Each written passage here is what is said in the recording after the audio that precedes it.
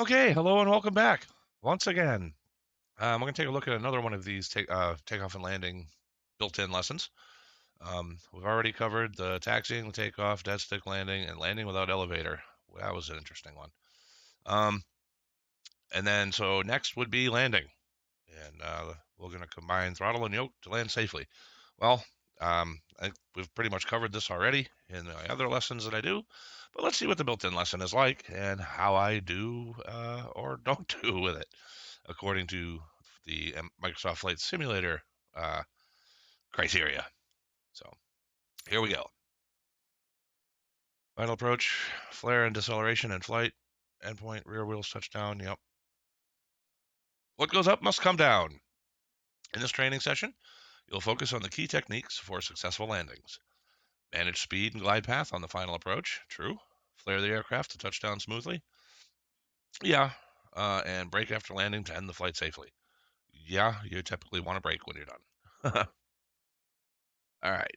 So let's click the fly. 65 knots. Yep.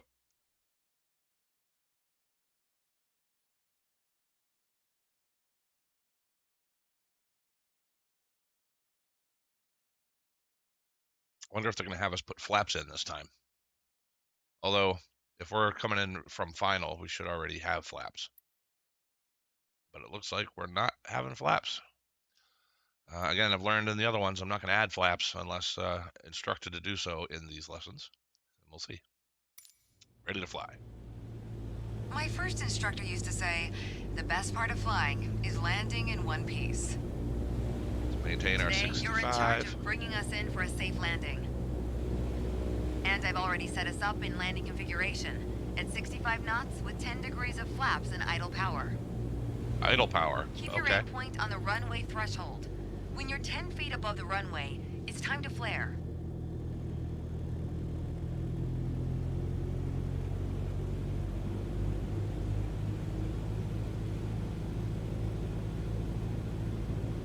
So I'm not maintaining 65 very well, according to them.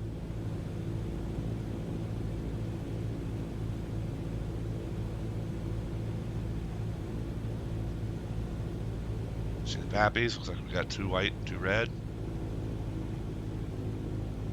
Out a little bit of throttle.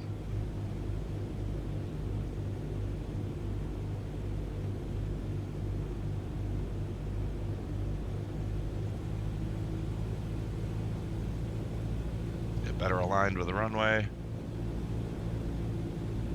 It's the green, and I'm not maintaining 65 anymore.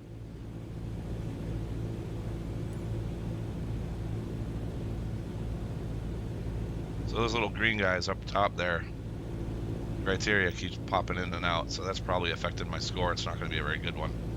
Even though, quite frankly, I think this looks like a very good approach.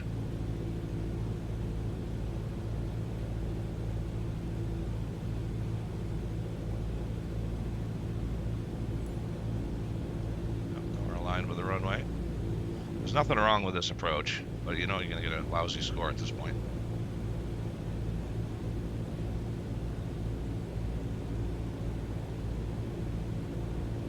Get some throttle back. You can see the threshold starting to go under my airplane a little bit. So I'll bring the throttle back to try to keep it in the same spot in the windshield. And now it's starting to go away a little bit, so I'll increase the throttle just a little. Touchdown point in this area now. We have the runway made. Cut the power all together. Throttle to idle. Here we Now are. focus on the end of the runway and pull back slightly on the yoke to aim the nose just above it.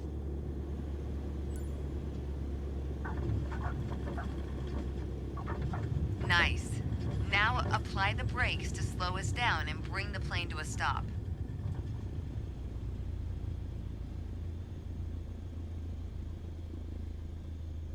That was excellent. But it didn't feel excellent. It's weird trying to follow their criteria. It just seems more difficult than it really is. But I guess it's a good thing because the more precise you can be, the better off you're going to be in the real world too.